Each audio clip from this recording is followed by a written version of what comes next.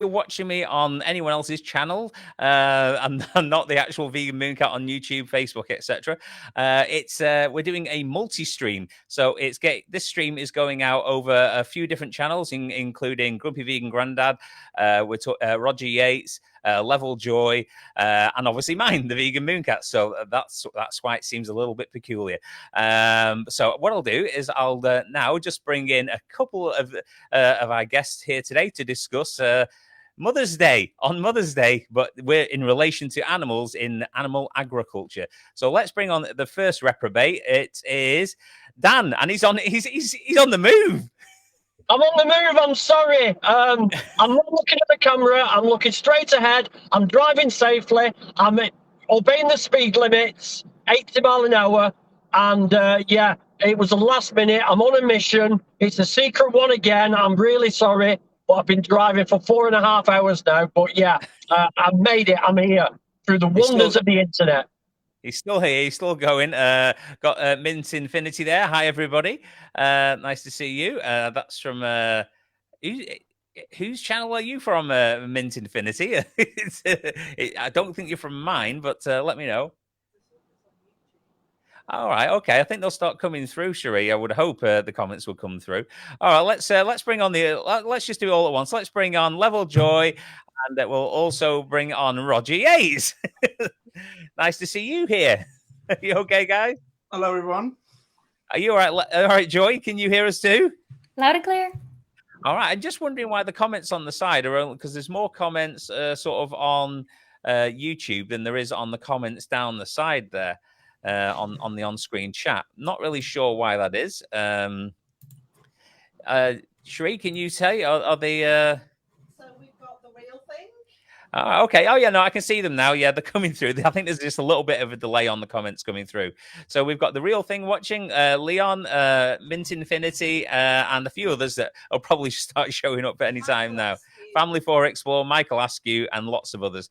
So, guys, we're here today to discuss mothers on Mother's Day, but in relation to their treatment within animal agriculture. In other words, non-human mothers. There. So we'll start off by introducing everyone. I think this is Grumpy Vegan Grandad. This is Joy from LevelJoy, and Roger from Roger Yates. So do you want to give a brief introduction about yourselves? Obviously, anyone who's watching your own channels probably already knows you, but if you want to go, do you want to go, Grumpy? Yes, so my name's Dan. I'm a vegan activist. I've got my own channel, Grumpy Vegan Grandad. For those of you who are on my channel, thanks for joining. I've got a mother who I've bought presents for today, and yes, I'm on here to chat about why mothers are abusing other mothers because they're not human. So that's basically the premise of me being here, is to ask why this is and why do people not see the connection. That, and you're here for the eye candy as well. Of course. Joy? Hi, yeah, I'm LevelJoy, and basically what I do is I make content about veganism, this little niche topic, maybe you've heard about it. I also make vegan music, and I talk a lot, especially about bees, because I'm fascinated by them, and I mostly talk about how honey is not vegan. Ah, very good, very good. Roger, do you want to introduce yourself to anyone who's not watching on your own channels? Hi, everyone. So I've been vegan for 43 years now, so been around the block a couple of times, but I think it's an interesting subject, this, obviously, because it seems to me that speciesism is kind of built on the exploitation of female reproduction systems. So it's an important kind of conversation. Okay, then. So I think what I wanted to do is, and if it's okay with you guys, is initially talk about well, there's obviously many different mothers in the animal agriculture industry that are abused. There's many different species of animals that is sort of are taken advantage of. I thought we'd start off with one of the main ones, obviously, which is cows, which are obviously quite heavily used for different products such as dairy and obviously their flesh as well. So I didn't know. Sorry. So I think in case anyone's unaware, cows only produce milk. when they're pregnant. So it's exactly the same as a human or any other mammal. They produce milk for their babies, and you know that's the primary reason for producing it. Now, obviously, the only way that they can produce milk is to get pregnant, and it's not really done very naturally, is it? It's done in a very horrific sort of forced way. Which is very, very unpleasant. I mean, they get put into things called, well, I don't know the official term. Roger, I don't know if you do or anyone else. I always call them rape racks, which is probably I don't know if it is the official term or not. I mean, well, that's the term that farmers used but don't want to be heard using anymore because of all this. But right, that was okay. what they used to call it, and that was coined by them. And now they're trying to shy away from that because they're being exposed. Yeah, but if it's called an insemination device or insemination rack, that's the last time I saw the term. Because it's also linked to giving injections and stuff like that, and medical treatments, and it's called a cattle crush. Right. So basically, anytime they want to restrain the animal from and keep it under their control for any procedure that they choose to do to it, they put it into basically what is like a large metal gate that closes around the head.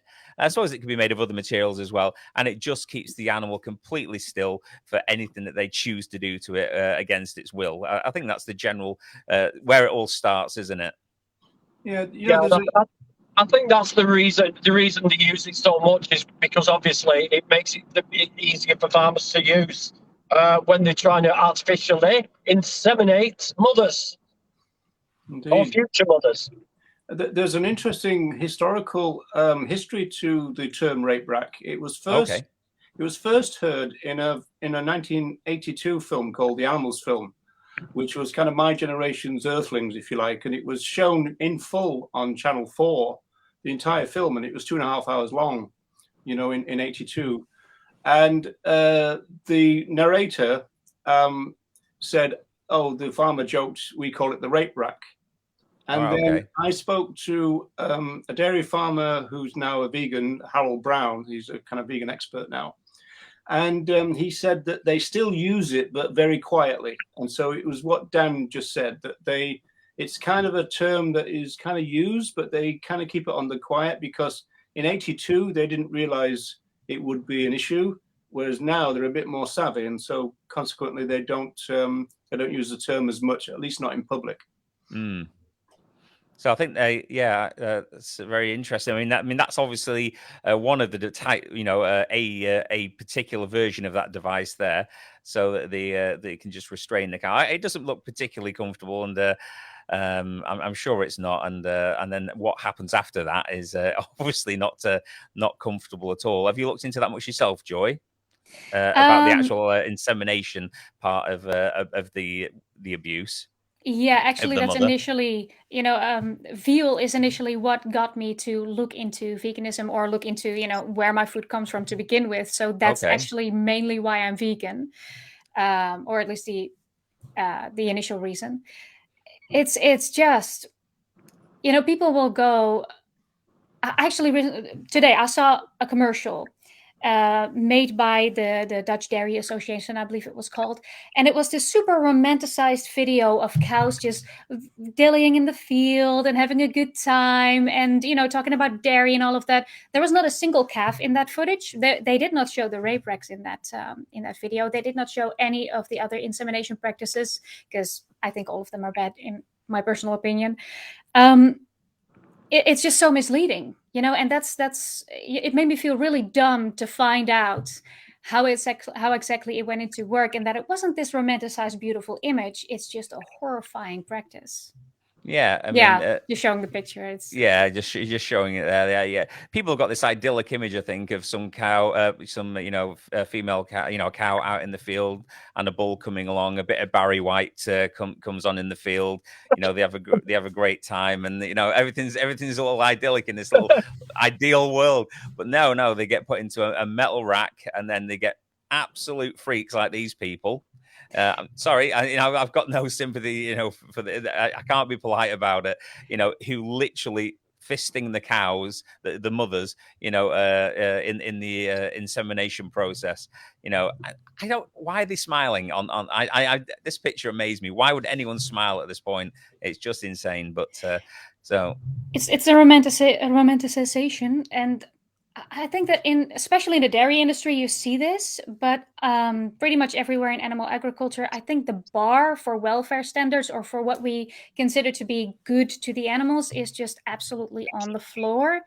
It's like if I were to go out and say, hey, I walk my dog every day and I feed them every day. Why aren't you subsidizing me and just absolutely kissing my feet for it? You should be taking good care of the animals that you're responsible for, and that does not in any way, shape, or form justify the harm that is done to them. No, exactly. You got any views on that one particularly, Dan? Yeah, I mean, it's funny, we laugh when you say the Barry White thing, and I mean, even if they did things in the natural way, it's not right. It's because I look to nature, to how animals behave in nature, and animals have the chance to get away. They're not in enclosed areas, they're not. It's even if it was supposedly in a natural environment, it's not natural while there's fences around animals. No. Full stop, so you're never going to get a natural environment. And yeah, the whole industry, I mean, the thing about dairy is it's the most torturous one because it goes on for the longest amount of time. I mean, I'm not saying it's any better for animals that get killed quicker, but to go through 7 years of torture and heartache and then be murdered, it just makes it all the more gruesome. Yeah, it's like the dairy cow gets the worst of the lot, doesn't it? Really, it's all. But to then go like a full 6-7 years of being continually having your reproductive system hijacked for profit, constantly having your babies taken away from you, constantly having your head put in a rack. It's just horrific. And obviously, I mean, they carry their babies for a long period of time as well. I think it's about 9 months, the same as a human. Exactly the same as a human, and that's what's more disgusting about it, is that it's a 9-month period. And you do develop a natural bond. Not all cows do. Not all humans develop a natural bond. Exactly. Some women have postnatal depression. Some people can't connect with the young. But 99% of the time, every single mammal will connect with that. It's a genetic thing. It's in our DNA to bring up the new generation. It's a natural bond, and we can't shy away from that. And anybody who says an animal doesn't feel love for their offspring, no matter what the species, are talking through the anus. And that's putting it nicely. That's a very good point you make about the whole natural. I hear the term natural all the time to justify a lot of the cruelties that we commit. First off, I don't think it's natural, but even if it was, how things being natural doesn't mean it's morally justified. No, I mean that's it, isn't it? I mean, everyone always calls to nature like that's where we should be looking for our sort of moral compass, and I'm not always sure that should be the case. But I mean, they've got 9 months of, and that's it. The body's prepared for something. It's waiting. It's had 9 months of pregnancy. The cow, it's expecting its calf. It knows what's coming. They're not stupid animals. They know they've got all those motherly instincts, the same as any other mammal who's going to give birth and look after its child. And then obviously I think they're supposed to sort of naturally drink from the mothers for about 10 or 11 months, is it, or somewhere around there? That sounds about right, I think. But obviously, they don't want the calf feeding from the mother, for that length of time, because they want to feed off the teat themselves. Basically, they want to steal all that milk, so they take the calf away. I mean, I think we're all pretty much aware what happens if you were to take a baby away from a human mother. I mean, that's just horrific. Obviously, people just think, "Oh my God, you can't do that. That's terrible." The mother would be in a terrible state of, and she'd be, she'd be so distraught at the absence of the child. But they just don't consider the fact that the cow's going to have those exact same feelings, and they're going to miss their child just as much. I mean, what's your thoughts, Roger? Well, a few things were brought up in the last 5 minutes, and so going back to the Barry White thing, there is a film that the VIP did, Vegan Information Project, that way. It's called Animal Exploitation in Ireland. It's on YouTube, and it starts off with artificial insemination, and there's a really large artificial insemination plant in Meath in Ireland, and they actually use Barry White music in the program. You know, really? No way. I know. I said it to add some sort of lightness to an otherwise horrific situation, which you know, for good or bad, maybe I shouldn't have. But I really didn't think that was an actual thing. Yeah, I mean, also, I mean, at this artificial insemination plant, they've got a clock which has got a bull having sex with a cow, you know, so it's moving like this. So it's really kind of juvenile and childish. Another couple of things on the crush. Going back to the crush thing, it's not always called the rape rack, and the reason for that is because a crush is used for a lot of other things as well. Yeah, and so we've got to take that into account, you know. So that's important. And there was something else, you know, for any vaccinations, or I'll come back to that. I'll take it. And obviously, we were talking about mothers in the animal industry, but I assume that they would put would they restrain bulls in there, you know, to take semen from them? They do restrain bulls in artificial insemination. In fact, they're called teaser bulls. So, right, okay. And this goes back to the point I was going to make, which is the fact that we have to accept that from the farmer's point of view, artificial insemination is a welfare measure. And the reason for that, and the reason why they use teaser bulls, is the fact that the bulls now are so heavy that they can't mount a female, you know, a cow. And the reason for that is that they would break her hips. And so they use these teaser bulls, and so they chain another bull to the wall, and then they get one bull to mount the other. And then the guy moves in with the artificial vagina. And so for them, it's a welfare measure, because otherwise the cows would be severely injured. But the thing is, it's a welfare measure based on a problem that they have created. Exactly, yeah. In the same way as, you know, debeaking is a welfare measure, they think, because of a problem that they've created, you know, that kind of thing. Yeah. I also imagine it's a efficiency thing, because, you know, just purely practically speaking, to bring a cow and like move them onto the next bull or next female cow, that seems like a lot of work compared to. Post comment. Yeah, well, their ideal situation would be to be able to sex the semen, and so they know the offspring that they're getting, because that would be the most efficient thing. And it is true. I mean, in Ireland, they used to call artificial insemination the bull in the bottle. And it was to move it away from just the chance kind of thing of leaving a bull in the field kind of thing. So it's a much more efficient way of doing it.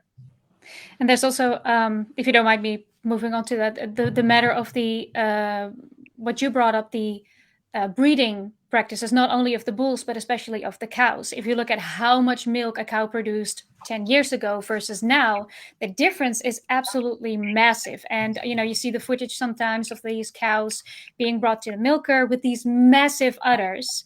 Absolutely huge, aren't they now? Yeah, absolutely crippling. I mean, I'm a woman, and you know, the thing is as well that they inject them with estrogen as well to put more estrogen into the cow's body, so they do produce more milk. And they also, as I saw on that farm, that they inject them with calcium, because obviously they're losing a lot of calcium as well. So they're having calcium injections. You know, I mean, the bull semen industry now. Joey Armstrong did a video, and he called it white gold, because they've got these massive locked up high security places now with bull semen in. And this is how far this sick industry has got now, that we've now got a commodity that is semen that is worth an absolute fortune. It's just, it's sickening. It's absolutely sickening. No, yeah, dairy's big business. Yeah. No, especially in the Netherlands. Like, I don't know what it's like in the UK, but I imagine the same. Yeah, but it's absolutely amazing the level of. I don't particularly blame people for this level of ignorance, because obviously it's not really broadcast, because you know, it's only within recent years through animal activists putting this out in the public domain that all these practices and stuff are a lot more well known, isn't it? They've tried to hide it for as long as possible, basically. I mean, I know a vast majority of people I know didn't even know that cows only produce milk when they're pregnant. I actually have, I mean, you guys have probably heard it too. It's like, well, what are they going to do? They'll only get ill if they can't get rid of all that milk. I mean, it just keeps coming, you know, for like they just natural, just leak milk for no reason. They give milk for life, but the point is, this is ignorance about basic mammalian biology, which is exactly. But you know, on the basis of ignorance, it's quite interesting, isn't it? Because of the fact that we're all vegan activists, and we kind of know this, that, and the other. You expect a lot of people to know things. We were talking this morning, funny enough, about the you know, the foot and mouth crisis that happened in Britain and in Ireland back in the 1990s. And a farmer came up to me at our stall a few years ago, and they were talking about how upset they are to see all the other animals being killed on their farm. And the reason for that is because they're used to either just seeing them being shipped away, or they themselves might drop them off at the gates, but they don't normally see the slaughter. And so I asked this farmer to describe what happened in the slaughterhouse, and he couldn't. So, you know, even at the farmer level, there's a lot of ignorance. Definitely. I mean, do you think generally people realize that in sort of like the public domain now, did they realize that the calves are taken away so soon from their mothers, and did they realize the suffering that the mother has after that, and obviously the isolation that the calf has to suffer? Do you think anyone's, you know, apart from people who are obviously actively looking into this, you know, like vegans or people who are interested in farming practices, is anyone actually aware of this information? Because as a person before I was vegan, if I'd known half of this, I mean, you'd like to think that at that point you'd think, I really shouldn't be taking dairy. I think on a level we sort of know, because we are mammals ourselves. You know, we learned probably a lot about this in school, but I don't think we make the connection very easily to how that is cruel, because I think it's very intrinsic to humans to, you know, not want to change. And learning about some information where you might be in the wrong, or where you might be participating in something that you disagree with, is just very difficult to process. That's just in human nature. So I think that that's the main bump in the road that, you know, caused me to not be vegan for so long. But there's also the issue of denial as well. And there's, you know, I mean, in some of my talks, I talk about the denial situation. And human beings, unfortunately, are really good at denial. And so you've got a situation where I used to ask, I don't really know, I don't think it's a sexist issue, but it could be. But I used to say, well, in terms of being ignorant of mammalian biology, even women are. And this is because of the disconnect, because we don't see ourselves as animals, and we don't see ourselves as mammals, and we don't see ourselves as apes. You know, we've got this special category, human being. But women ultimately will know that they would have to be pregnant in order to lactate, but they don't transfer that knowledge to cows. Yeah, I'm not sure if that is. I'm not particularly sure that is willful ignorance or just a lack of education on basic biology, you know, of animals. Really, I mean, I know we say the term willful ignorance at all, but I mean, I don't think my wife particularly knew. Did you, Cherie? You know, I don't think. Yeah, my wife didn't. You know, she's had children, but she did not put the connection there that they would you'd have to impregnate a cow, make it pregnant for it to produce milk. It just didn't occur. And, you know, it's just never thought of.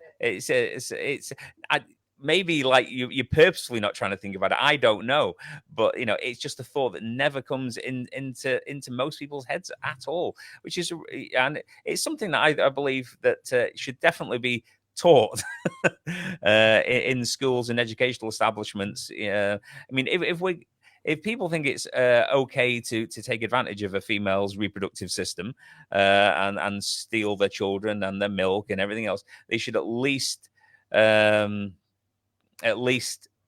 well, they should know what it is and then stop. They should know what's occurring. Yeah, Ronnie's just saying I've been using the word it instead of her. It occurs, you know. I don't mean to do it. I know I'm wrong when I say it, but it's even in me, and I've you know I've only been vegan over 5 years now, but you know still some of these terms and whatever, like it and whatever, slip into my vocabulary sometimes. Unfortunately, I'll keep working on getting rid of them though. Don't worry. I mean, I've got a clip here for anyone who doesn't know. I mean, cows, mother cows, when they can actually cry and bellow for weeks and weeks and weeks and weeks for their children once they've been taken away from them, and then the child is completely separated and it's living in a small plastic hut with no warmth, no affection from its mother, you know, and it's absolutely terrible. I've got a small. It's again. No. When I say it's absolutely terrible, the procedures. I don't mean it as in. You just said its mother. The cat, her mother, or his mother. Yeah. Yeah, it's just terrible, isn't it? So, clip.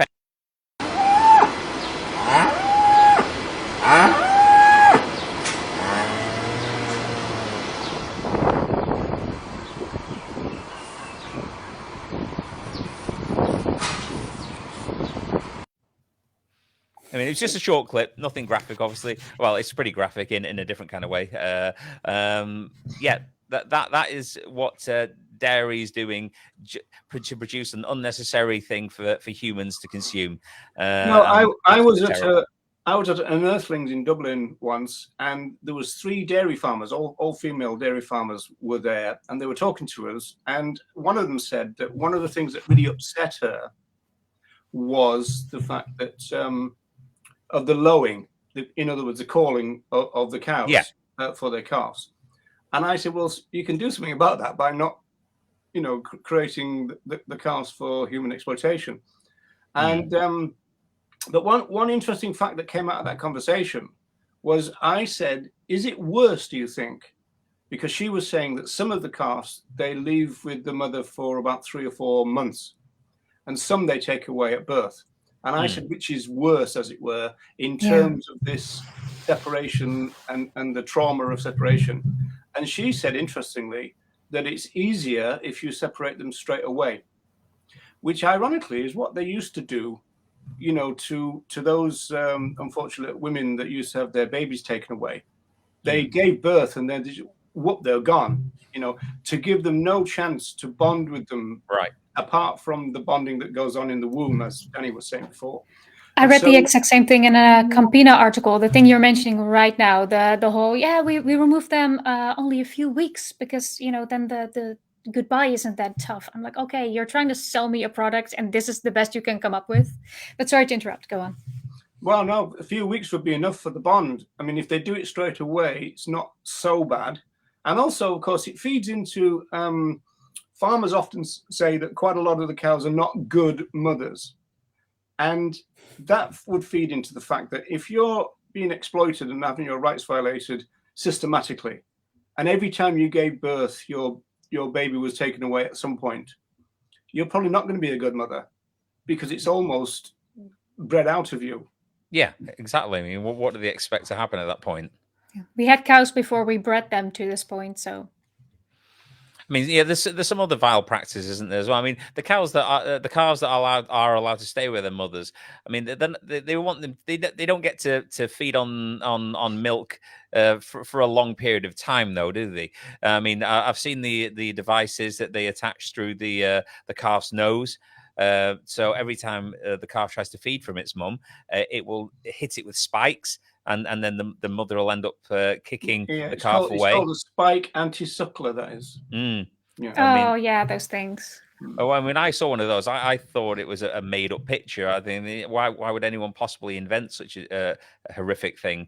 Have you seen the plastic ones? I imagine you've probably seen the yellow plastic ones, right?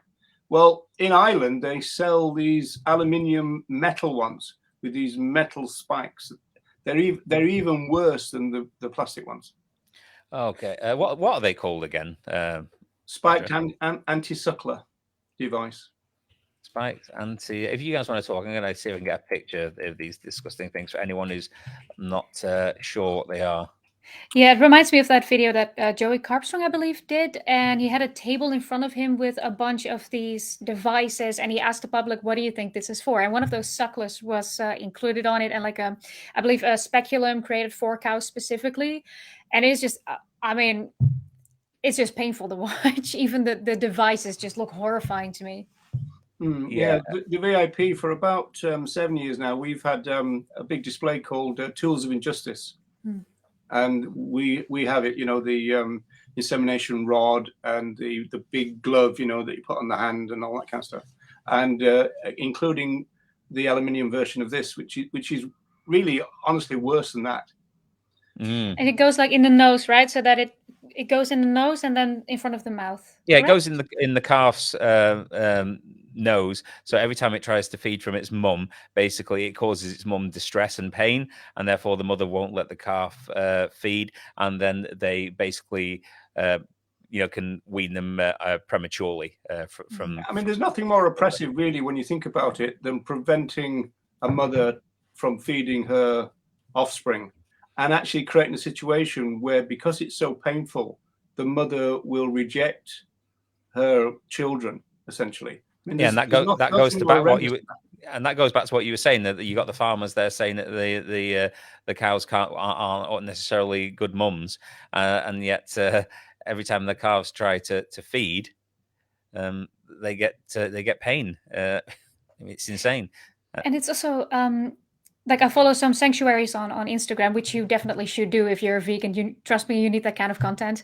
But there's a lot of calves, once they're adopted by a sanctuary, that have that are immunocompromised because they did not get the adequate nutrients from feeding from their mother or from the farmer. That's also a huge issue, because some of them are given the initial feed, the first feed, so they can survive long enough to become either veal or dairy cows themselves. But when they're not adequately given that, lots of cows suffer from nutritional issues. Is that something you recognize, Roger? Because that's something I heard from sanctuaries a lot. Say again. Sorry, I was reading the comments. Can you say that again? Sorry. Oh yeah, sure. I've got a few comments, which really that a lot of calves that end up in sanctuaries suffer from are immunocompromised because of the nutrition and inadequate nutrition that they receive, because they either don't get to feed and they don't receive it otherwise from the farmer. It's a mixed bag, I think, because one thing that separation does do is mean that the farmers are in control of the calf getting the right amount of colostrum, which is very important, you know.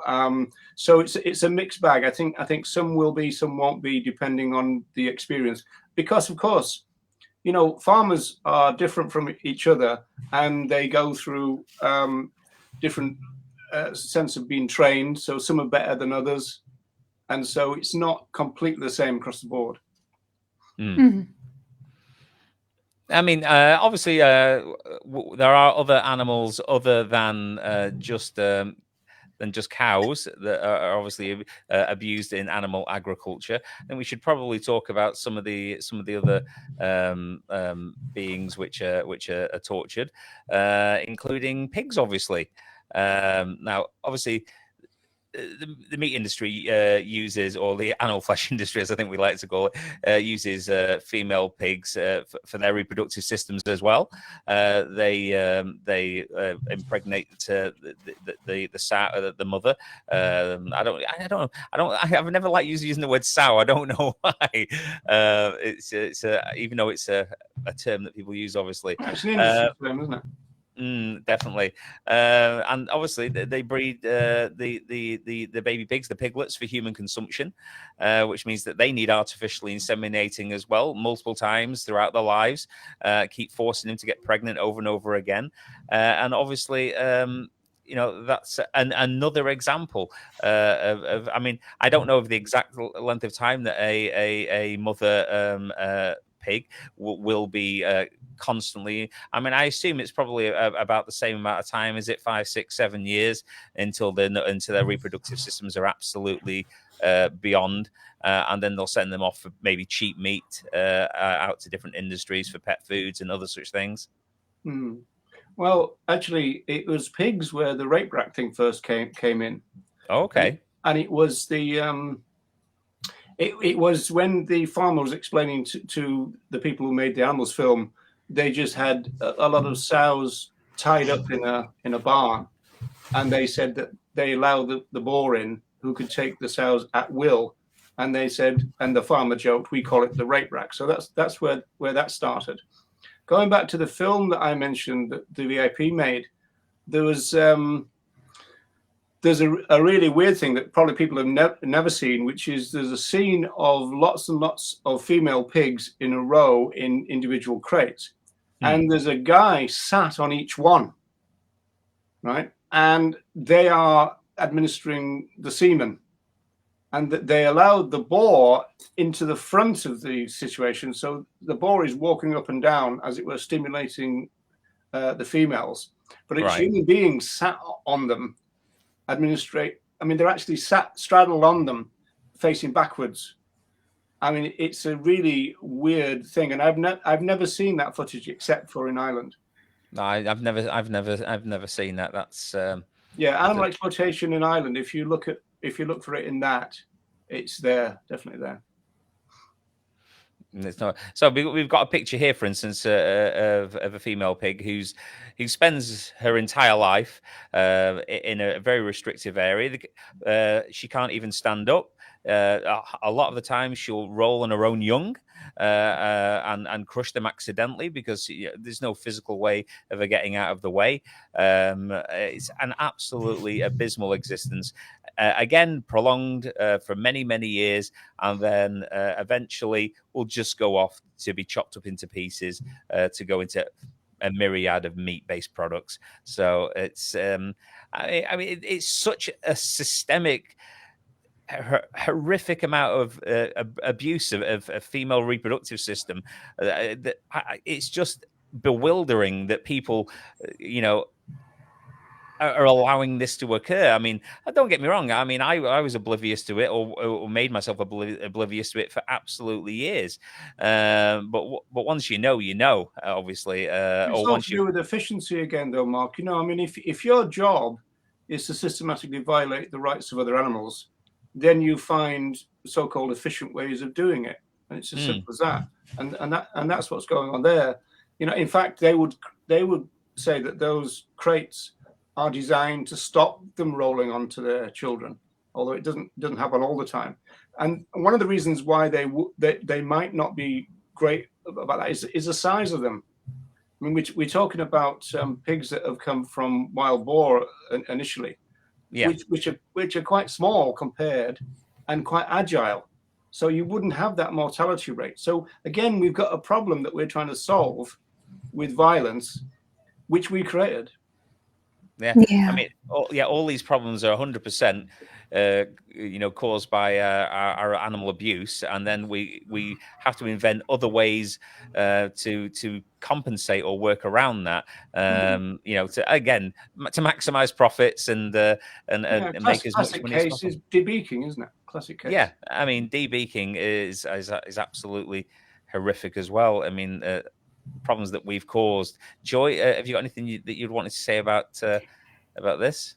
Yeah, it's always just so horrifying to see. It's these pigs, like they're really intelligent animals, right? And you just see these rows upon rows of these pigs chewing on the bars, getting incredibly frustrated with their situation because they have zero stimulation.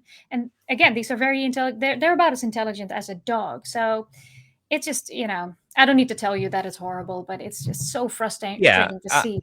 And it's like Roger was saying that we have to keep coming up with these more and more horrific sort of ways of treating them. Born out of the fact that we treat the animals so abysmally in the first place. I mean it's like baby piglets. I mean, when I first watched a baby piglet have its ears nipped off, its teeth snapped out, its tail twisted off or cut off, its testicles ripped out, all without anesthetic, and then the piglet just thrown to the side, bleeding, crying. It's absolutely horrific. Again, I mean, all these things are only necessary because we breed them in the first place unnecessarily. Otherwise, they wouldn't have to go for this level of suffering. Just wouldn't be there, would they? No, Have we not lost at Danny all. forever, do you think, Mark? I mean, Hopefully come not. back, Danny, we Hope need you you. didn't crash. Yeah, when I spoke to him about quarter to 7, he said he was about 40 minutes away, 40 minutes away from the hotel. So he should be there anytime now, and hopefully on a better connection to rejoin. I would think he did say he would got a wind up machine or something. Yeah, well, that's it, isn't it? He probably Somebody does. mentioned goats before, but I don't know the answer to that. I don't. They're All asking, right, can you see the goat do question? goats go through a similar process? I'm not quite sure. But I know who would, because Sandra Higgins of Go Vegan World, she went vegan on the basis of seeing a goat dairy. So if you've got any questions about goats, Sandra is perfect for that. All right, okay, yeah, because I think I've not seen.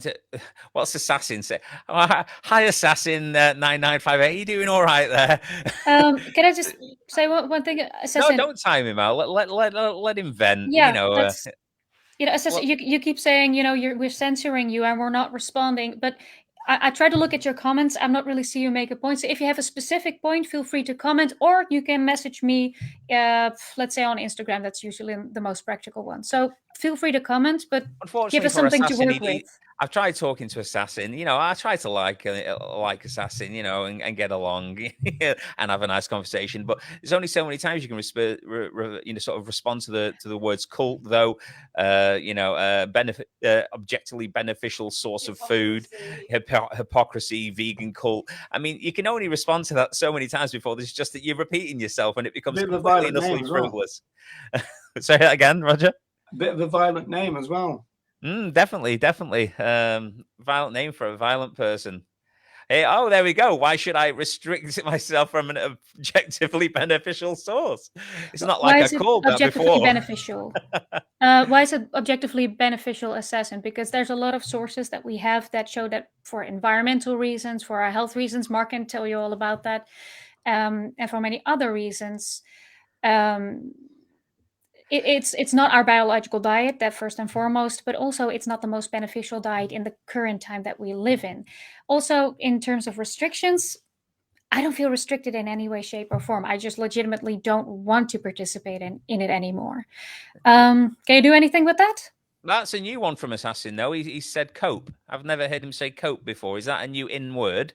I heard Ellie use it before. I think it's the thing that's coming. They say, "Oh, cope," because like you can't cope with it, or you have to cope with it, or whatever. But we don't have to cope with it. Leon, I find it worth talking about. It's especially important to address these topics because I'd much rather hear the opinions of people who actually hold these positions rather than talk about the points that vegans bring up that they have experience with, right? You don't want to put yourself into an echo chamber. And I agree, sometimes you're going to end up in an endless loop of nonsense, but I think it's still a conversation worth having. Yeah, sorry. I was just going to say, Assassin has mentioned the fact that we're biologically omnivores. Now, I think there's a lot of confusion about what that word means. I think people think, oh, that means 50-50, whereas, the early human tribes, they are known in social sciences now as foragers. And the thing they foraged for most was plant food. And so, although we can tolerate an amount of flesh in our diet, like most, even herbivores could tolerate some, it doesn't necessarily mean that it's our biological diet in that sense of, we should have a lot of it. But say it was, we're also moral agents. And so therefore we could decide to kind of get around the problem of our biological diet for moral reasons anyway. And so that's what vegans and animal rights people would do. In the say, well, okay, we don't want to commit these rights violations, so let's see if we can get around it, and that's exactly what we do. Yeah, exactly. I mean, Assassin's saying, "Give me a." I don't want to concentrate on Assassin too much because it will just be a black hole that we'll never get out of. But Yeah, exactly. but he says, "Give me a reason." Many people in many different channels, in comment sections, etc., have given Assassin many reasons why he shouldn't abuse animals anymore. But he doesn't want to hear them. He just wants to poke us and constantly, speak the same nonsense over and over again. You've heard why. It's not biologically required for us to consume animal flesh or stuff that comes out of animals. And you know all the science behind that. You just choose to ignore it. And it's also morally just not an acceptable thing to do, to be harming other animals for unnecessary it's not restrictive purposes. either, is it? I mean, like, how many times have we all heard vegans say, blimey, I've got such a varied diet now that I've gone plant-based than I have ever had. So it's not restrictive. If anything, the sad diet is restrictive. Exactly. I mean, I think before I was vegan, I used to eat obviously the stuff that came out of cows, like dairy products. I used to eat pigs, chickens, and cows, and probably fish as well. So I've given up 5 things. I'd say it's a restriction. Five sentient beings I've given up, but I've given 5 things that I could have possibly eaten out, and I've increased the stuff I like other things like quinoa and it's stuff that I'd never even thought of before. There's thousands and thousands of edible plants that you can eat, and you're giving up 5 things. Is it that big a sacrifice? Come on. I'd say it's restrictive in the same sense that it's restrictive to not eat other humans. That's technically a restriction too. So sure, if you want to say it's restrictive, fine with me. It's not a very painful restriction. Yeah. And we restrict all sorts of things that are bad for us. I mean, eating animal flesh and stuff that comes out of animals, it'll give you heart disease. It'll give you help promote certain types of cancer. And I'm not even talking about ethical things. So I don't think he cares particularly about ethical things. So there's many good reasons not to do it, but he doesn't want to hear them. So. Well, the ironic thing is that sociologically, humans are very conservative when it comes to their diet. And that basically means that most cultures, are certainly until recently, even if you go back just say to the 1960s, 70s, most cultures they focus on 7 or 8 dishes, which they kind of rotate, And when you become vegan, you break out of that restriction. Yeah. Ironically, it's the other way around. It's definitely. I mean, I still. I don't know about you guys, and I obviously don't want to turn this into a sort of a dietary conversation, particularly. But I mean, but if, for instance, before I was vegan, if I would eat a curry, with herbs, spices, potatoes, blah, blah, blah, all these different things in there. I eat the same thing, but I just take out the animal flesh and maybe put in beans or tofu. I'm eating the same sorts of meals that are healthier for you. I'm not missing out on anything, getting the same flavors. What is restrictive about that? There is no restriction. It's restricting the amount of cruelty and harm I cause in the world, and that's a restriction I'm happy with, to be fair. So there we go. Anyway, I think we've talked enough about him. There's one more thing. I'm actually kind of curious. We don't have to go down that rabbit hole, but he mentioned something about morality being subjective. I think morality, I'm still kind of on this topic. I'm just kind of going into it. But what do you think? Do you think morality is ultimately subjective or objective? It's a product of rational discourse in kind of Tom Reagan's kind of way, which is that moral agents come together because one of the main things that Reagan said is that what we need is people of goodwill to come together in order to sort out some of the issues that are raised by our movement, feminism, and all the rest of it. And so then you come up with premises, you come up with ideas, and you test them. So morality is a rational process, which is why that's what the atheists say against the people who say you can't have morality without God. They say yes, you can, because it's a human construct. We can talk about moral ideas, we can kind of knock them around, and then get a general agreement and hopefully a consensus. Like there would be a consensus, you would argue, although there's evidence against it, that that most people adhere to the idea that human beings have rights. Mm-hmm. There's a consensus about that, but not fully by any means. There's a lot of people in North America who are a bit iffy, especially about children's rights. But so that's what it's a product of rational discourse. Okay, that's an interesting take. I haven't heard that before. And I think if you showed most people on the planet the condition and what goes in, they would definitely say that and I've heard a lot of people say that they don't agree with the morality of it, but they sort of like still eat it because they like the taste, or they've been convinced that it's some kind of nutritional requirement to do so. But I think most people believe it's immoral to sort of harm animals, and kill them when it's absolutely not necessary. They're just not willing to make the change to stop doing it. Usually it's a bit more nuanced than that, in the sense that most people are against animal cruelty, but that doesn't make them against animal use and slaughter. I mean, that's really Peter Singer's position. Yeah. Right. Yeah. And so, yeah, I mean, the movement's leading philosopher is not against slaughter, and he also thinks that other animals are replaceable. So, we don't have a rights-based movement. And I mean, my position is that if we did, the claims making that we make would be a lot stronger. But that's a conversation for another day. Yeah, I didn't want to dive all the way into it, but it's just an interesting take. I'm looking into it. So yeah, I think obviously one of the animals that's probably taken advantage of just as much, if not more, than any other animal on the planet for its reproductive system is obviously hens. They are. They're supposed to, I mean, I don't know if it's actually biologically accurate, but I always think of a hen's egg as sort of I sort of equate it to the same as a female human's sort of monthly sort of cycle, when they have a period, and hens are supposed to lay about 12 to 15 eggs per year if they hadn't been genetically modified or messed with or anything else. So it's about the same sort of thing, one a month, maybe a bit more, but obviously once they've been genetically altered and what everything else that's done to them, they end up laying hundreds, don't they? Which is absolutely devastating to the reproductive systems, causing them all kinds of issues and problems.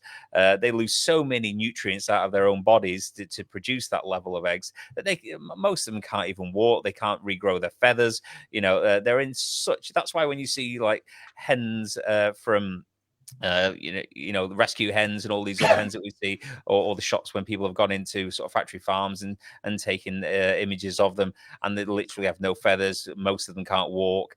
They're just losing so much nutrients from their body and being so abused that it's just not possible for them to live any sort of quality of life. And plus they're all packed together in by the thousand, so even if they could walk around, they wouldn't have anywhere to walk. So I mean, it's just the footage of those. I think the things are getting worse for the hens. I took part last summer with Back into Daylight Animal Sanctuary. We rescued 200 hens from a free-range farm. Okay. And they were in terrible, terrible condition. This was a legal rescue before anybody asked. And the thing is, when we got them back to the sanctuary, they were pumping out eggs as though there was no tomorrow. And it was almost like, and they were quite, as individuals, they were quite aggressive with each other. And it was almost like it was part of the strain, and it looked like they were a modified strain, because this was like an organic free-range farm, it was called. And they were lacking feathers. Their combs were all floppy. Some of them had been debeaked. Some of them couldn't walk too well. Some of them obviously prolapsed and died and stuff. And so it was a very difficult situation. And it was even worse than the chickens that I saw in the 1980s liberated from farms. They seemed in a worse condition, especially since these ones were supposed to be free range.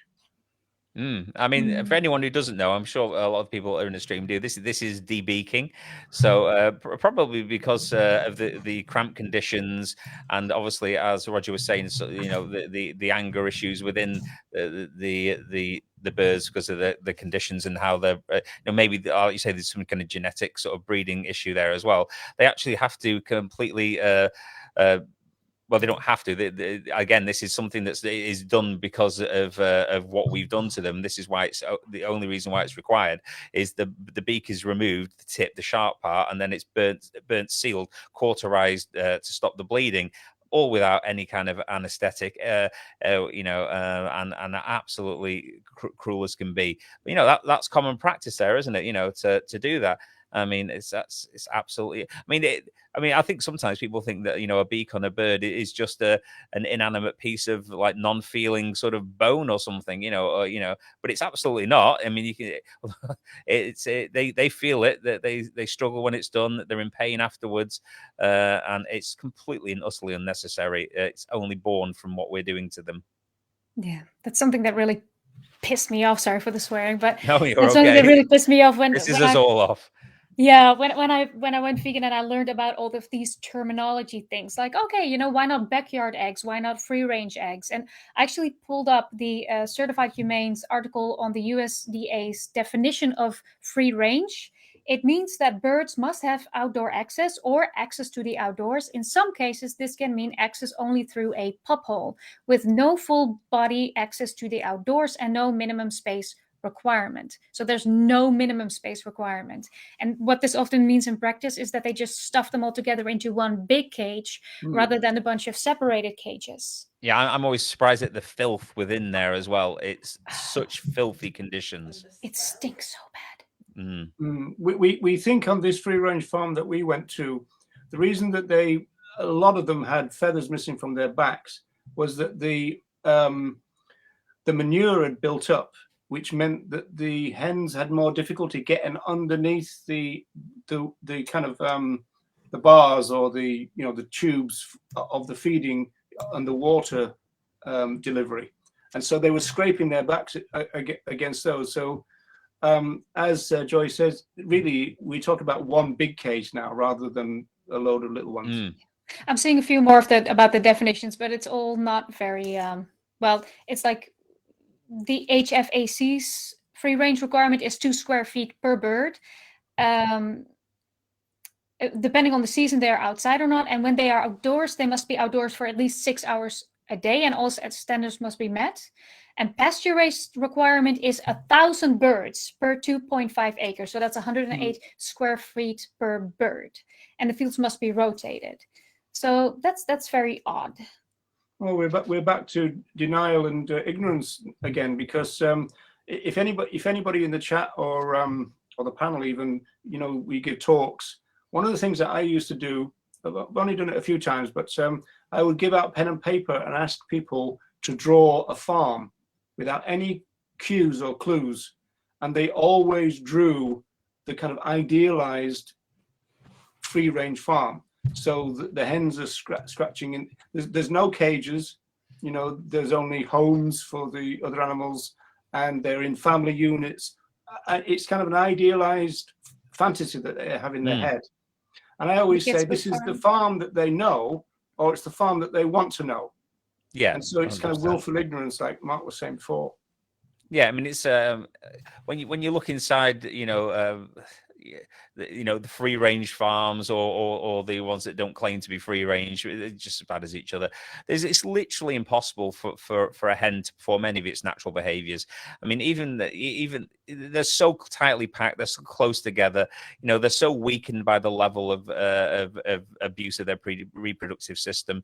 You know, they can't get up, they can't scrat around in the dirt like they're supposed to do. They can't have this social I mean, I don't know exactly how many faces a chicken can remember, but definitely I don't think I could remember 10,000 people in the same room as me. But so there's no chance of having any social groups or any social interactions with any of their fellow hens there. It's just impossible. Whereas if they were in the smaller groups out in the wild naturally, they would form relationships and whatever, with other members of what's a group of hens called if they were in the wild? Does anybody know? Is it a flock of is it a flock the same as flock? Yeah, and the young would be a clutch. Yeah. Yeah, so none of that's possible, and it's absolutely no wonder that they can get they do make friends and stick around with individuals, sometimes little groups. In fact, one of the things that we were frightened about last summer was the fact that we were given permission to take 200 out of 1,000. Okay. I think what it was that they only had a contract with the slaughterhouse for 800 individuals, and so they had 200 more than they could take to the slaughterhouse, and so they thought that they'd palm them off on a sanctuary, which in effect they kind of did. So but basically what that meant is they got more involved than they had a slaughter contract for, because that means that they were getting the eggs from the extra 200 as well. And then they had well, what do we do with the 200? I know, we'll give them to a sanctuary. I I think hens are the same as other animals as well. When they do naturally have offspring, that they would look after them and nurture them, and they'd stay close for a while until they were larger. But obviously they take them away, and I think one thing that we need to touch on obviously is the male chicks. I mean, I think we're probably, anyone who's vegan or looked into it knows what happens to male chicks in the egg industry. They obviously don't lay eggs, so absolutely not profitable at all. So like Roger said before, we've invented a nice system to deal with the problem that we've caused, and that's to kill them all in multiple different varying ways. I believe sometimes that they're just thrown in trash bags to forget and die. Sometimes they're put in macerators just to be to mashed up, and sometimes I believe they gas them as well. Is that right, Roger? And yeah, they could be using a kind of like a grinder, which is kind of gas powered, or like you say, just thrown into a plastic bag, and then they just suffocate each other. And then when the bag is full, they just close the top as though they're a bin bag, that kind of thing. And then, as you said, the macerator. The interesting thing about that, of course, is that the RSPCA would often recommend the macerator, and you can see probably that the macerator from the RSPCA's point of view is better, and I'm using that in bunny rabbit ears, better than just being thrown into a plastic bag, in the sense that you've got beings who are just born and probably not that aware of what's going on, and then they're just killed outright. And it is pretty instant when they go into these things. I mean, it's an horrendous, swirl of kind of, blades and stuff. But it is pretty instant from a welfare point of view.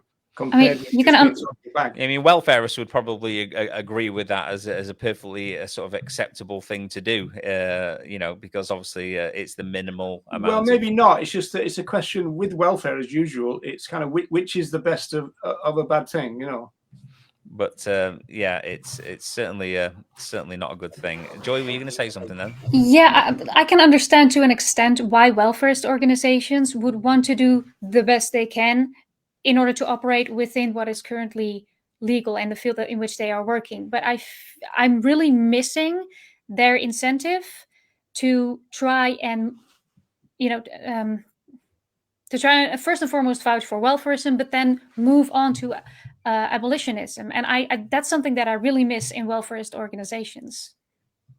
Well, it seems like they're satisfied with they never moved to the abolition point of view, did they? Though is that not that I've seen either. Have you seen any sort of welfarist organizations that have transitioned into sort of more of an abolitionist sort of standpoint, Roger? Well, if you take a group like Compassion in World Farming, they would say they're abolitionists when it comes to barren battery cages. But in terms of their general thing, I mean, Compassion in World Farming, it's a British organization. It was started in 1967 by a dairy farmer. And so it was never an abolitionist thing. But the point is, there's a lot of confusion between why don't the welfares move into a rights position or a liberation position. It's not what they're set up to do. No, definitely not. What they're trying to do is take out the cruelty from the use, whereas a rights position, a liberation position, is to end the use. It's a completely different aim. They're not aiming to do the same thing. And yeah, it's. I mean, obviously, with the chicks and stuff, it is the quicker way. But I think we can all agree that it's only necessary for billions of chicks to die in that manner because of what we've done. It's a right. I mean, bottom line for us, it's a rights violation, no matter how they do it. Exactly. And so you might have different levels of cruelty. And you can argue as long as you want until the cows come home. Can we say that? Yeah. We can argue about levels of cruelty. The bottom line is the fundamental wrong is the fact that they're violating the rights, regardless of how much how much kind of humane Hey, stuff they bring in and if- welfare stuff they bring in.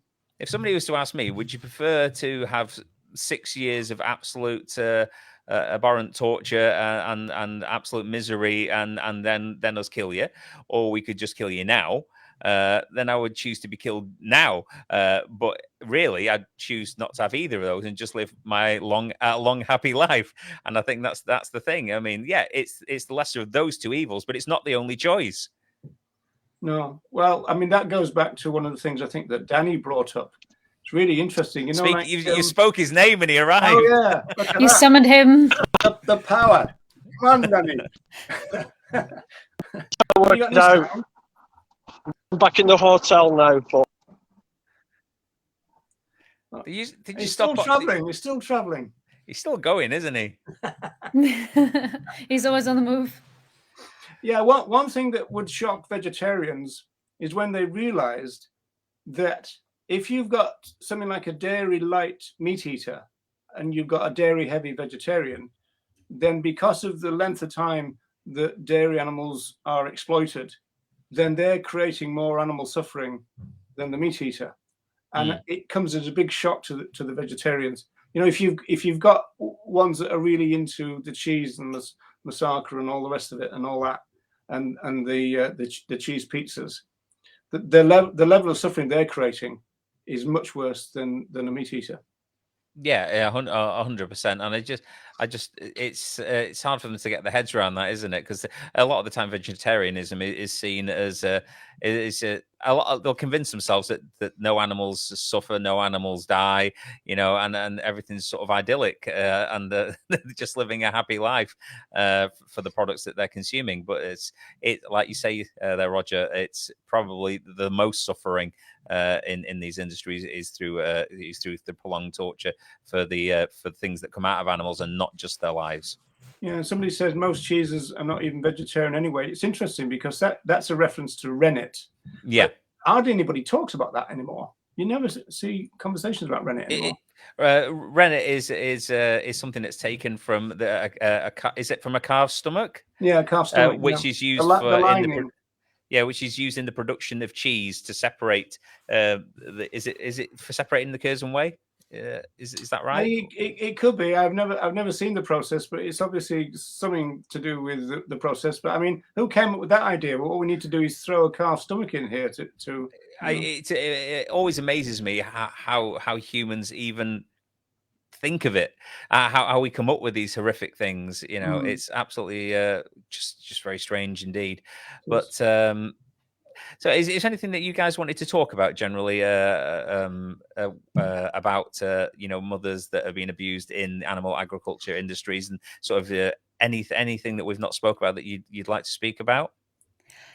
Well, do you have anything to mention, Roger? Because I can go after you. No, I've got something, but you go ahead, Joy. Okay, because one thing that I very often miss in vegan activism, and of course I'm going to be the one to bring this up, but bees. Queen bees are also artificially inseminated. They're also limited in their movement. Lots of people think that, you cannot exploit bees because if they don't like you, they'll just fly away. The queen is often either restricted in the nest, either the wings are clipped or they have a gauze that goes over the nest so that the queen cannot leave, but it's just big enough for the worker bees to get in and out. So that is also definitely a group of animals that is abused by the masses. And I often talk about the environmental impact, but I also have good reason to assume that bees in fact do feel and experience suffering. So yeah, that's definitely also a topic I would like because you spoke about this on length on your channel as well, haven't you, Joy? So you've got some videos about bees and their sentience and other such things on there and how they're treated. So anyone who's not watching on Joy's channel, go watch it. But how do you what was your thought when you guys went vegan? What was your thought on honey? Did you consider it first and foremost? Did you have that little moment where you were like, is that actually vegan? Because I did. Yeah, and initially I didn't particularly consume honey anyway, but if there was products with honey in initially, I didn't quite realize that there was harm in it, but it didn't take me long to realize there is, and obviously I've not consumed that since then, since I found out all the information about that. But I think a lot of people do see it as a victim-free sort of product, don't they? They can't really see Product of why. ignorance. Yeah, they think, oh well, it's the same with the cow's milk. They think, oh, cows make milk anyway, so we might as well take it. And they think the same about bees and their honey. They think, oh well, they're making it anyway, so we might as well take it. And backyard eggs. That's one of the main ones, isn't it? Exactly. I mean. That, again, like Roger says, with the eggs, oh well, they're laying them anyway. We might as well eat them, but they only lay that huge amount of eggs because of what we've genetically manipulated them into doing so. And I think I spoke at length because we were going to rescue some chickens at one point, and I did say that if we were to rescue chickens, there wouldn't be any degree of backyard eggs because we would be well, obviously I wouldn't consume them anyway, but we would try to get the hens that we rescued the implant, so that would stop them ovulating and stop the egg production, causing them to have a lot better health and a lot better life, which is the way I think anyone who's rescuing hens, if you should hopefully make yourself allocate some money to do that, in my opinion. Talking about bees, Joy, I've got an interview. I've done several interviews with a radio journalist in Ireland called Jerry Kelly, and he used to keep bees. And so he was saying, is honey vegan? And I said no. And I said that there's usually, at least back in the 80s onwards, there was two arguments against bees. The first one was with the small hives, the deconstruction of them and then putting them back together again would always kill a number of bees. And I said to him, "Is that what happened?" And he said it was unavoidable. So he as an ex-beekeeper was saying, you just can't help doing it, even on that small scale. In terms of the large scale and the small scale as well, is that they replace the honey with like a sugar solution, don't they? Mm. And the argument there is that the honey is more nutritious. So some of the weaker bees who would have survived by consuming honey die because they've got an inadequate substitute. That's entirely true. It's also just not a very good long-term solution, which is often used in the honey or in the pollination industry, for which these bees are used, because they will often gas or otherwise kill the hives. That some of them do let them overwinter, but a lot of them don't. They just gas the hives until all the animals are dead, because it's not profitable to keep bees overwinter. Hmm. At least that's what I've understood. What's your? I don't want to kind of ask too many questions, but Joy, what's your take about the almond argument and all this thing about transporting bees around North America and all that kind of stuff, California nuts and all this kind of stuff? I'm so glad you asked. This is such a fascinating subject. I cannot give you an absolute definitive answer to that yet. I'm still looking into it. But almonds, one of the main problems with almond crops is that it's a monocrop, and it really, takes out the all of the nutrition out of the earth, basically. It's not a very sustainable crop. I do try to avoid it because it's also very exploitative in the sense that, like you say, we transport a whole bunch of bees in order to get them there. Oh, there he is. But the problem that I have with transporting bees, first and foremost, the most commonly used bee that we have for the honey and the pollination industry is the Apis mellifera. This is only one out of 20,000 different species of bees. These are not endangered. And these are actually very invasive. Like, especially if we look at North America, this is an invasive species. So it will greatly affect, if we put a bunch of these bees in that area, this will greatly affect the biodiversity of that place. Yeah, and basically what it does, it's very disorienting for the bees. It is not very good for the bees to be moved around a whole bunch. That's not part of their natural lifespan. It's a huge stressor on them. And aside from that, it spreads disease. There's a huge problem at the moment with bees catching all sorts of parasites, viruses, and other, infectious diseases. And this obviously spreads. If you put a bunch of hives together and you put them on a truck and you move them, they're going to get infected and they're going to go extinct. And not only does this hurt the bees themselves, they're going to spread this to other wildlife, once again affecting the ecosystems. But I could talk about this for literal hours, so I'll stop here for now. Your channel is invaluable from a vegan point of view. Everybody should subscribe to it, but also share it, because you're quite low on subscribers. I noticed. We need to get your channel up there bigger than Earthling Head or something like that, you know. Yeah, if we could transfer flattering. if we could transfer subscribers from Dan's, you know, just unsubscribe from Dan and all go to Joy. You know, that would be the best way. No, I'm kidding. I got like Dan does fantastic stuff. I'm only kidding. I really need to get to the almond video. I've got like 3 videos on bees lined up at the moment, but I really need to get to that almond video. Dan was actually the one who brought me to the idea to make a video about that, right? You sent me an article about it. That's right, yeah, and we talked about the almond crops in America, how the almond crops they've got this symbiotic relationship with the almond farmers now, and all these bees wouldn't survive without the almond crops, and the almond crops wouldn't survive without the bees, and yeah, it's a crazy situation that we've got ourselves into. I mean, I used to drink almond milk and eat almonds, etc. And to be fair, I mean, I didn't think too much about it because you just think to yourself, it's a plant, you know, or like it's a nut. You know, what harm can it do? Yeah, but you can get bee-friendly almonds, Mark. You can do, but what I did, because I wasn't sure which products were and which ones weren't, I knocked it on the head. One of the reasons I knocked it on the head was because I couldn't be bothered looking into which ones were sourced, so I just knocked them all on the head. And the other thing is, I just got sick of people saying, "Well, as a vegan, you just don't care about almonds and bees, do you?" So I said, "Well, yeah.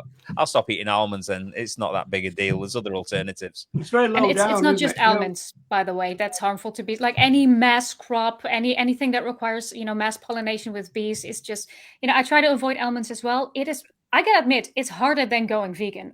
Avoiding almonds. It's a bit like avoiding Nestle. It's so hard.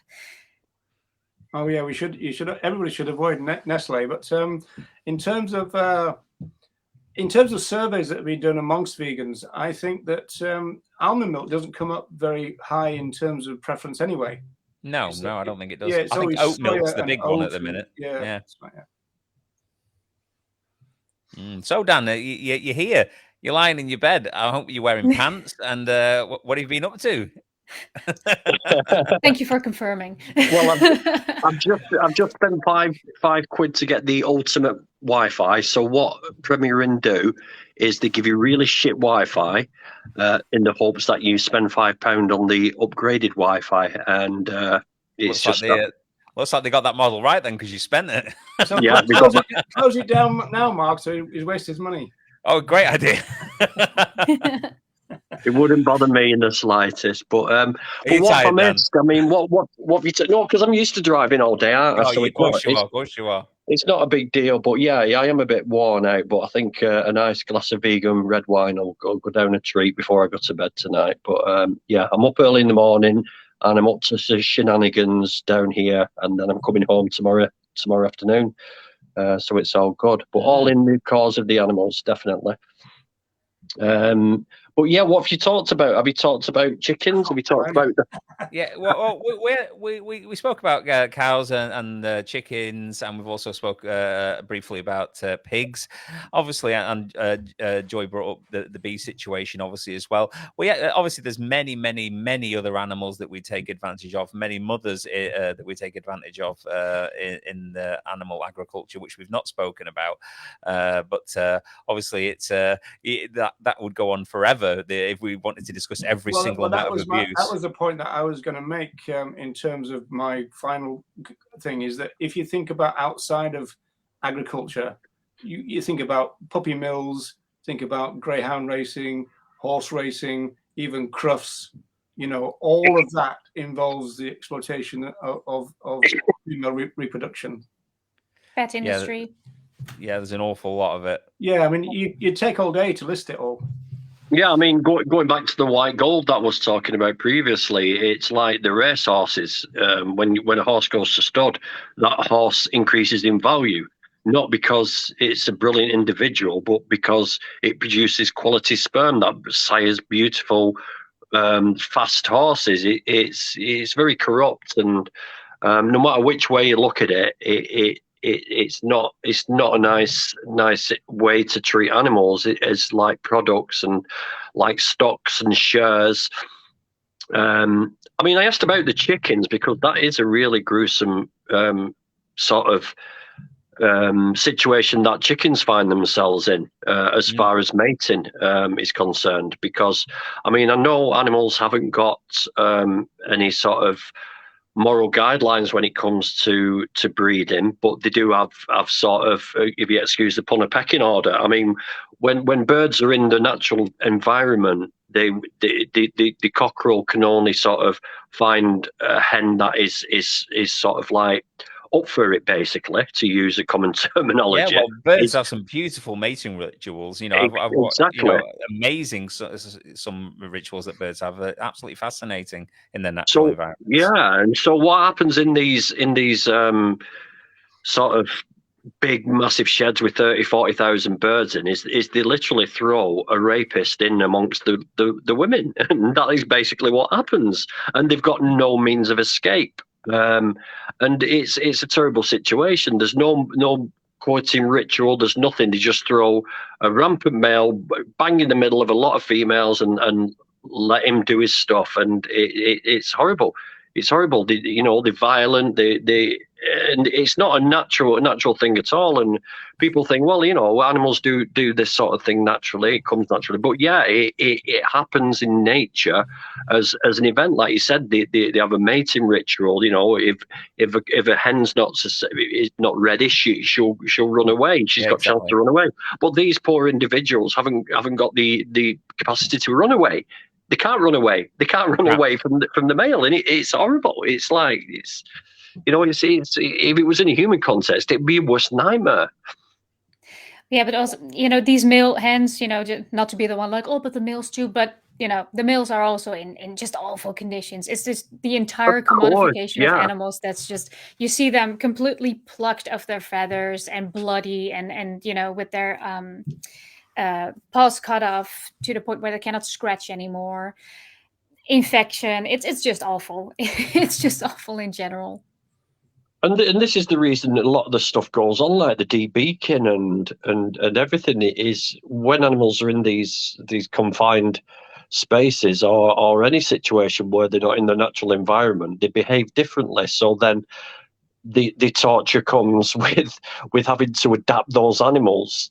Yeah, that's what Roger was saying. We've invented all these horrific things to compensate and allow the other horrific things that we want to happen as profitably as possible. I mean, I think a vicious circle is like exactly what it is. It's a horrible vicious cycle that we've created. And again, like I mean, people don't even realise that queen bees are sexually exploited. They're actually artificially inseminated sometimes. It's like, what Joy was saying there. Yeah, I was going to say to David's question there. I'm streaming on YouTube, Facebook, and Twitter. I think Dan's doing the same. I'm not sure. Roger and Joy, are you guys just streaming on YouTube or YouTube?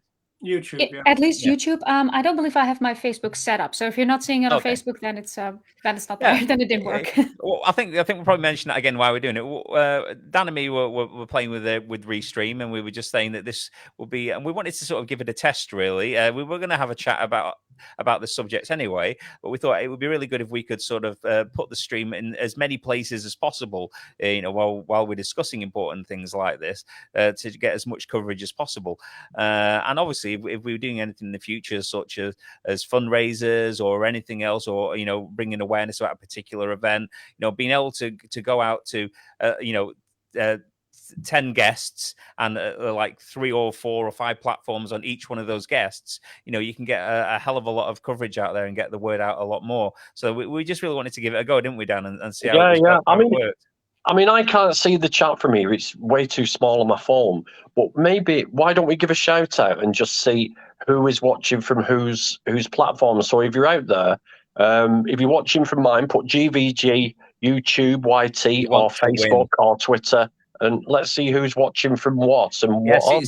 see what platform and whose channels you're on there. Dan obviously is doing this because he wants to be the winner and he wants to have the most. He's fooling absolutely nobody. Look at the smile. He knows what he's doing here.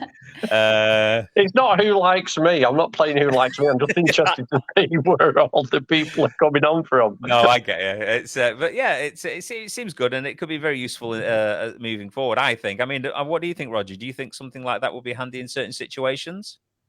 You mean the restream thing? Yeah, being able to have because I can have, say, for instance, 10 guests. I can start a stream. 10 guests can be on the stream, and each one of those can then restream to multiple platforms. Yeah. So you get have you got the paid one? Have you? Yeah. I pay for it. It's about £14 a month, and then you can sort of put your own branding, and you can get about more the same people. as Netflix, so. Yeah, about the same as Netflix, but I'd say a bit more useful. yeah. Better use of my time. I'm getting quite a few off Facebook, actually. That's really surprising because I never stream on Facebook, so I find that really interesting that people are watching this on Facebook as well. Yeah, well, they were trying Facebook to get away from you, but it didn't work for them. I'm everywhere. I'm everywhere. He's prolific. Got to give him that. But did you any of you guys manage off topic a bit? Well, not really off topic. I don't suppose it's on topic. Did you watch the new Milked documentary? No, I've not watched it yet. No. Well, in that case, that conversation's dead in the water. Maybe we could, anybody seen that Bad Vegan thing? Because I haven't either. No, I haven't watched Bad Vegan. Yeah, I've watched that. That's really interesting, and it's not a vegan documentary though. It's not about that. It's something completely different. So I won't do any spoilers. I know the premise of it, but as Dan says, I don't think it's particularly about veganism. It's far from it. Far from it, really. But it won't stop people probably using it against us in some way. just shooting this out there. I don't know if we're going to be able to do this. We're first going to have to look at copyright stuff and whether or not this is allowed. But maybe we could do a stream together where we watch Milked. Yeah, that would be good. Would you be up for that, guys? Yeah, I think so. And I don't think there'll be any copyright issues because what's it out on? What's the actual platform it's officially out on? It was on YouTube that I watched it. Is it on YouTube or is it on another platform and someone's uploaded it to YouTube? I watched it on YouTube because it's from Plant Based News, isn't it? Right. Who were airing? They were airing the premiere that I watched anyway. So they've done the same. I don't think there's any vegan documentaries that are adverse to other vegans sharing out because the whole point of it's not a money-making exercise, is it? I mean, Seaspiracy wasn't a money-making exercise. It was about bringing awareness. And but YouTube doesn't always acknowledge that. Like there are some websites that very explicitly say, hey, I want you to spread this as much as possible and I want you to watch this. And for legal reasons, that's kind of important to have them clarify that because otherwise we might get into trouble for streaming it. No, we could look into it. We could look into it. I mean, and see if that's a possibility. And if so, I mean, maybe we could do that. That sounds a good idea to me. Like Dominion did. Dominion, Michael mentioned it. Dominion has specifically on their website, like, hey, we want everyone to watch this as much as possible. We have permission to view it anywhere. So that kind of explicit permission is important. Going back to Restream, Danny and I are hoping to do a series in the coming months with Ronnie Lee, who was originally going to be on this, because Ronnie is 50 years vegan this year. Because I was going to make the joke that if we join together, me and Ronnie, that's 4 years of veganism. But that's fantastic. We're going to do a little kind of thing, celebrating his kind of time. It was 1972 when he went vegan. Wow. 1972, that's when I was born. Oh, yeah. Oh, well, in that case, you were 7 when I went vegan then. Oh, okay. Yeah. I was 5 in 1972. I was not born. No. You were never a child. Were you, Grumpy? He's always been a child. They used white gold with me to breed me. White gold. No. God, no. Let's not go there. No, but 50, like you've paved the way, basically. If you've been vegan for 50 years, you've had to live off rice and beans for a long time, I imagine. Well, actually, funny enough, a lot of people say, "Oh, it was terrible back there," but it kind of wasn't that much. The real pioneers were the ones who started the vegan social movement, and that's 1944, and that was the Second World War was still going on. It was just winding down, the Second World War, but they kind of declared peace, during this conflict, and they were the real pioneers because some of them were conscientious objectors, so that meant that they had their benefits cut and everything as well. And so a lot of it was to do with Dig for Britain and kind of growing their own stuff. I think Roger's being a little bit modest here, because Roger and Ronnie both spent time in prison for their beliefs as well. They were vegan political prisoners. So yeah, I was going to introduce Roger as a jailbird. Roger was the one who always dropped the soap. Oh, look out. Here we go. I'm not commenting. When does that premium Wi-Fi run out? Yeah, Ronnie and I were in a cell at one point, and when we were on remand, and we were both press officers for the organisation, and he used to tell everybody that I had a cardboard phone in my cell, and I kept answering it and go, ALF, and this kind of thing, which wasn't true, but he convinced loads of people that was a real thing. I think the good thing about this Restream application, because I don't know, I think Roger, don't you use StreamYard for your stream? Dan noticed quite an interesting thing about this is on the StreamYard platform, if more than one person speaking, it tends to cut out. Yeah, the volume. But he doesn't do it now. He doesn't. We can talk over each other. It's great, and it's superb for me because I love talking over people. But on this one, it doesn't have that thing where it dips other people's voices out. So that's a probably a good thing. And there is a free version as well, Roger. So we did use Restream once for the Animal Rights Show, and I think it's really improved since then. It must have been about maybe 9 months ago, and so I think we might try it again because it was a bit limited then. It wasn't as good as Restream for various reasons, but it looks, from what you've been doing, it looks better. It seems but good. Was that the paid version, Roger? That's the question. Was it the paid version? No, it wasn't. No. Right, there you go. The free version is the same though, Dan. The only thing, you have to deal with the assassin. Just be quiet. Come on, terrorists. Oh my god. So yeah, you have to deal with the Restream logo, and you have to deal with the not be able to put backgrounds on, and a few other limitations. But I think its core functionality is pretty much the same though. So is Assassin on? Is Assassin the troll on? He's on. He's here. No, he's been on for a while. He's here. Oh, Assassin. Say hi, Dan. I love you, Assassin. I love you. You do us a great favour as vegans because you show how dumb meat eaters are. You really do, mate. Thank you. Everything you do for veganism. I love you. So I think we've been on a while now. So I think we should probably sort of start wrapping up, unless if that's okay with you guys. So should we go around if anyone's got any sort of closing things they want to say? Should we start with you, Joy?